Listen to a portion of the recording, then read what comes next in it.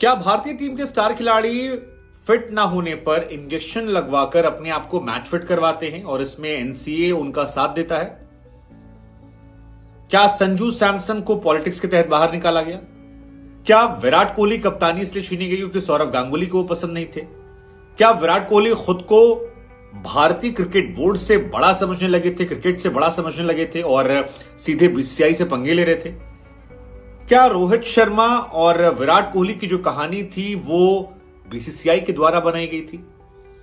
क्या बीसीसीआई में चमचागिरी करके, फोन कॉल करके, घर जाकर, रिश्ते अच्छे रखकर सिलेक्शन होता है? क्या सिलेक्टर्स अपनी मनमर्जी से खिलाड़ियों के साथ खेलते हैं? पसंद है तो रखा, नहीं तो बाहर निकाल दिया। बहुत सारे खुलासे हैं। क्या जसप्रीत बुमराह फिट नहीं थे और अनफिट होकर उन्हें ले जाया गया, झूठ बोला गया? चेतन शर्मा जो कि भारत के चीफ सिलेक्टर हैं, उनको लेकर एक स्टिंग ऑपरेशन में बहुत सारी बातें आई और ये ऐसी बातें हैं जिनको लेकर आईसीसी से बीसीसीआई तक अब हड़कंप मचने वाला है। अगले कई दिनों तक चर्चा होने वाली और भारतीय क्रिकेट थोड़ा सा इससे शर्मिंदा भी होने वाला है। सबसे बड़ा खुलासा जो है वो अनफिट खिलाड़ियों को लेकर है। खबर इस स्टिंग ऑपरेशन से ये निकली है कि जो सीनियर खिलाड़ी हैं वो अनफिट होने पर एक खास तरह का इंजेक्शन लेते हैं और ये ऐसा इंजेक्शन होता है जो डोपिंग टेस्ट में नहीं पकड़ में आता है। 80-85% अगर ये फिट होते हैं तो इन्हें डर होता है कि अगर इनकी जगह कोई और खिलाड़ी आया तो फिर या तो इनका करियर खत्म हो जाएगा या 2 साल के लिए कम से कम बाहर हो जाएंगे। लिहाजा टीम में जगह बनाए रखने के लिए ये इंजेक्शन लेते हैं और इन तमाम बड़े खिलाड़ियों के पास अपने अपने स्पेशलाइज्ड डॉक्टर्स हैं। वो डॉक्टर इन्हें ये इंजेक्शन लगाते हैं, जिसके बाद ये एनसीए जाते हैं। वहां पर भी कुछ बड़े खिलाड़ी जो हैं वो जब कंप्लीटली फिट नहीं होते हैं तो उन्हें सर्टिफिकेट मिल जाता है, क्लियरेंस मिल जाता है और उसके बाद चयनकर्ताओं पर दबाव बनता है कि ये खिलाड़ी फिट है, इसे आप सेलेक्ट कर लें। मैं किसी खिलाड़ी का नाम नहीं लूंगा, लेकिन बीच में कई खिलाड़ी ऐसे थे जो दौरों पर गए और वहां जाकर पता लगा कि वो 100% फिट नहीं है, उनकी फिटनेस जो है अच्छी नहीं है। और चेतन शर्मा का ये खुलासा जो है ये बीसीसीआई और आईसीसी दोनों तक पहुंचने वाला है और कई खिलाड़ियों को और बोर्ड को इससे काफी परेशानी या छीछा लेदर होने वाली है। दूसरा और सबसे बड़ा खुलासा जो हुआ विराट कोहली को लेकर हुआ। एक खुलासा तो ये हुआ है कि कोहली जो हैं वो दादा को पसंद नहीं करते थे और दादा यानी सौरव गांगुली विराट कोहली को पसंद नहीं करते थे। रोहित शर्मा को सौरव गांगुली ने फेवर नहीं है कप्तान बना के, बल्कि क्योंकि विराट कोहली को वो नापसंद करते थे तो वो नापसंद की वजह से उन्हें हटाया गया।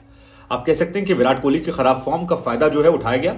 लेकिन एक और बड़ी बात आई कि विराट कोहली ने झूठ बोला। चेतन शर्मा कहते हैं कि विराट कोहली जो हैं उन्हें ऐसा लगा कि सौरव गांगुली ने उनसे कप्तानी छीनी, बट एक्चुअली ऐसा नहीं हुआ था। सिलेक्टर्स की मीटिंग में 9 लोग थे और गांगुली ने यह कहा था कि आप कप्तानी के बारे में एक बार सोच लीजिए, लेकिन शायद विराट कोहली ने कुछ सुना नहीं या और समझा और साउथ अफ्रीका जाते वक्त वहां पर प्रेस कॉन्फ्रेंस करके बेवजह इस मुद्दे को उछाल दिया, जबकि इसकी जरूरत नहीं थी। वो शायद बीसीसीआई या फिर दादा को एक मैसेज देना चाहते थे। साथ ही रोहित के अलावा विराट के बारे में ये कहा कि कई बार खिलाड़ी जब बहुत बड़ा हो जाता है तो उसे लगता है कि शायद उससे बड़ा कोई नहीं है और उसे लगता है कि वो हट जाएगा तो भारतीय क्रिकेट टीम हट जाएगी। ऐसा नहीं होता है, कोई क्रिकेट से बड़ा नहीं है, आप बोर्ड से बड़े नहीं हैं।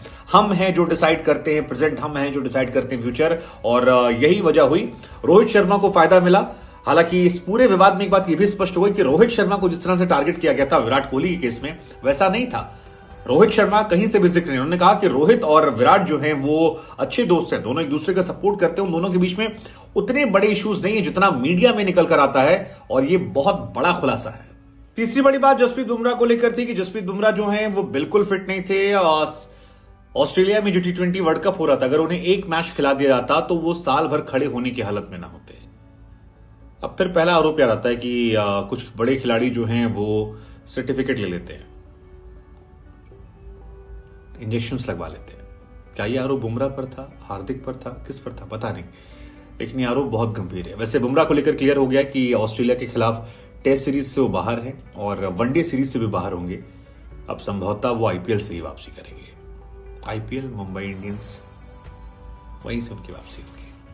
हार्दिक पांड्या की बड़ी तारीफें की गई है। कहा गया कि हार्दिक बड़े शानदार इंसान हैं, अच्छे इंसान हैं, वो मेरे घर आते हैं। इसी सोफे पर हार्दिक उस दिन सो गया था। हार्दिक से मेरी बात होती है, लंबी लंबी बातें होती हैं। उमेश मेरे घर आता है, दीपक चहर मेरे घर आता है। रोहित शर्मा के बारे में कहा कि रोहित भी मुझसे आधे आधे घंटे फोन पर बात करते हैं। अब क्या ये सेलेक्टर्स को प्लीज करने का तरीका है? क्या टीम में इतना डर, इतना खौफ पैदा कर दिया गया कि जो सेलेक्टर से रिश्ता रखेगा वो सरवाइव करेगा, जो सेलेक्टर से रिश्ता नहीं रखेगा वो सरवाइव नहीं करेगा? क्या सेलेक्टर इतना बड़ा हो गया है? और बीसीसीआई में क्या कैप्टन की, कोच की या बोर्ड जो है उसकी हैसियत नहीं है? सेलेक्टर्स को प्लीज करके आप टीम में जगह बनाते हैं।